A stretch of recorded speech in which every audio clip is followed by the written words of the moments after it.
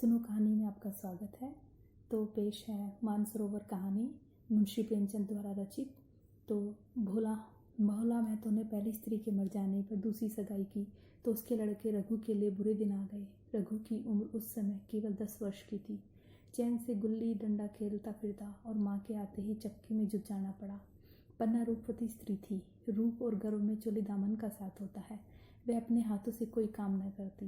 गोबर रघु उठाता, बैलों की सानी भी रघु करता, रघु ही झूठे बर्तन मांजता। भोला की आंखें कुछ ऐसी फिरी कि उसे रघु में सब बुराइयां ही बुराइयां नजर आती थी।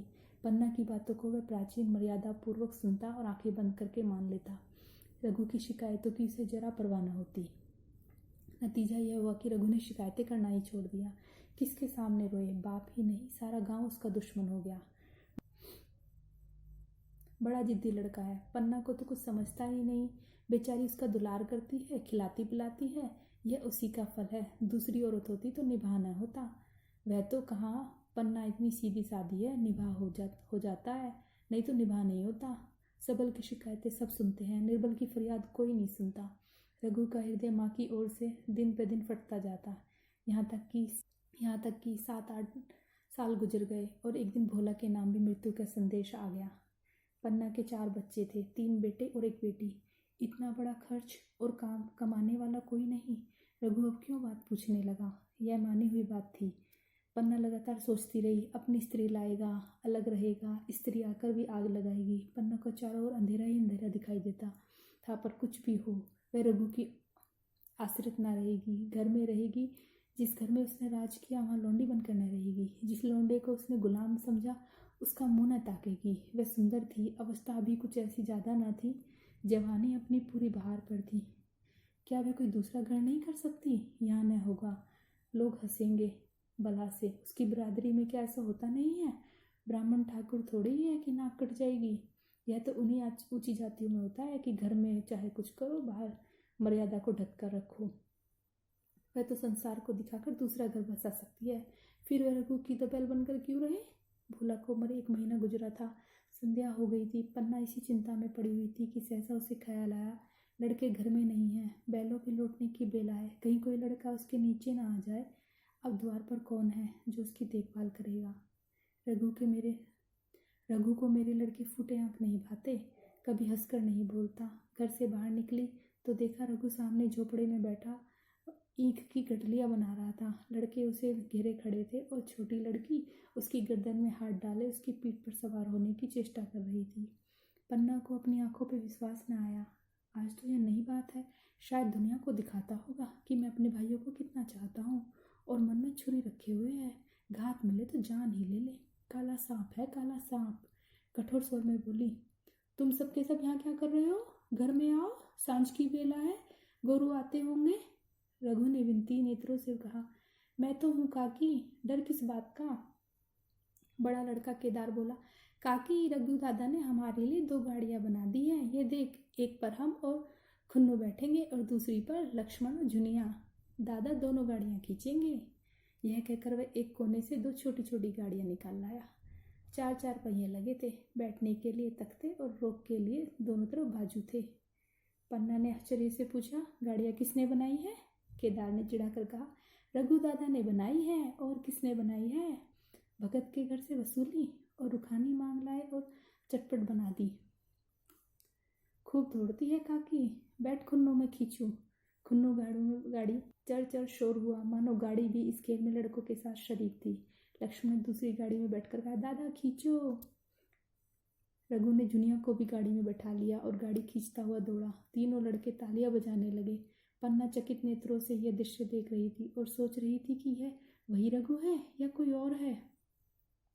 थोड़ी देर के बाद दोनों गाड़ियां लौटी। लड़के घर में आकर जब इस यान यात्रा के अनुभव बयान करने लगे। कितने खुश थे सब, मानो हवाई जहाज में बैठकर आए हों। खुन्नू ने कहा, काकी, सब पेड़ दौड़ रहे थे, लक्ष्मण और बछिया कैसे भागी, सब दौड़ी। केदार, काकी, रघु दादा दोनों गाड़ियां एक साथ खींच लेते हैं। झुनिया सबसे छोटी थी, उसका व्यंजना शक्ति उछल कूद और नेत्रों तक परिमित थी। तालियां बजा बजा कर नाच रही थी।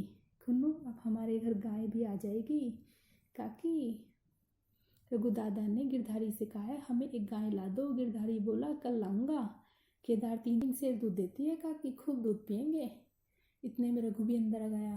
पन्ना ने अवहेलना की दृष्टि से देखकर पूछा, क्यों रघु, तुमने गिरधारी से कोई गाय मांगी है क्या? रघु ने क्षमा प्रार्थना के भाव से कहा, हाँ मांगी तो है, कल लाएगा। पन्ना, रुपए किसके घर से आएंगे यह भी सोचा है? रघु, सब सोच लिया है काकी, मेरी ये मोहर नहीं है, इसके 25 रुपये मिल जाएंगे और 5 रुपये बछिया के मुझा दे दूंगा, बस गाय अपनी हो जाएगी। पन्ना सन्नाटे में आ गई। अब उसका अविश्वास मन से रघु के प्रेम और सज्जनता को अस्वीकार न कर सका। बोली, मोहर को क्यों बेचते हो? गाय की अभी कौन जल्दी है, हाथ में पैसे हो जाए तब ले लेना, सूना सूना गला अच्छा नहीं लगेगा। इतने दिनों गाय नहीं रही तो क्या लड़के नहीं जिए?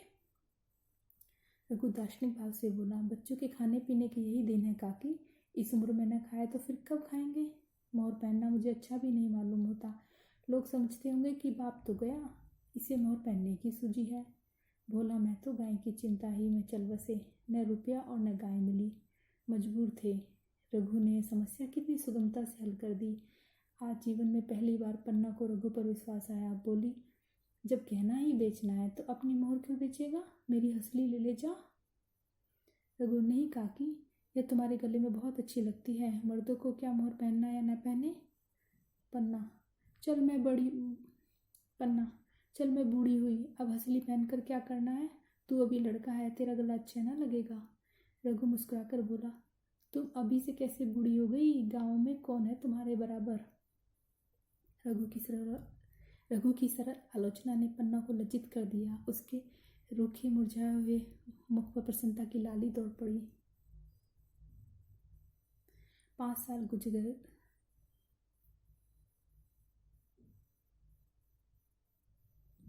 5 साल गुजर गए। रघु का सा मेहनती ईमानदार बात का धनी दूसरा किसान गांव में न था। पन्ना की इच्छा के बिना कोई काम न करता। उसकी उम्र अब 28 की हो गई। पन्ना बार बार कहती, भैया बहू को विदा कर लाओ, कब तक पीहर में पड़ी रहेगी, सब लोग मुझी को बदनाम करेंगे कि यही बहू को नहीं आने देती होगी। मगर रघु टाल देता, कहता कि अभी जल्दी क्या है, उसे अपनी स्त्री के रंग ढंग का कुछ परिचय दूसरों से मिल चुका था। ऐसी औरत को घर में लाकर वह अपनी शांति में बाधा नहीं डालना चाहता था। आखिर एक दिन पन्ना ने जिद करके कहा, तो तुम न जाओगे? कह दिया, अभी नहीं, जल्दी नहीं है। तुम्हारे लिए जल्दी न होगी, मेरे लिए तो जल्दी है, मैं आज आदमी भेजती हूँ। पछताओगी काकी, उसका मिजाज अच्छा नहीं है। तुम्हारी बला से जब मैं तुमसे बोलूंगी नहीं तो क्या हवा से लड़ेगी?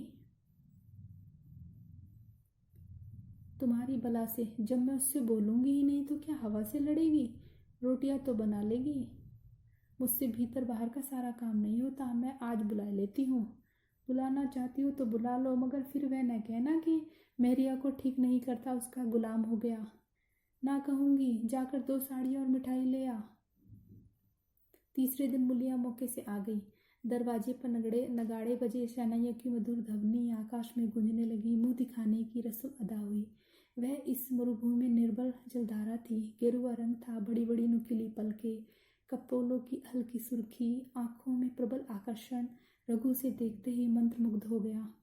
प्रातःकाल पानी का घड़ा लेकर चलती, तब उसका गेहुआ रंग प्रभात की सुनहरी किरणों से कुंदन हो जाता, मानो उषा अपनी सारी सुगंध, सारा विकास उन्मुक्त लिए मुस्कुराती चली आ रही हो।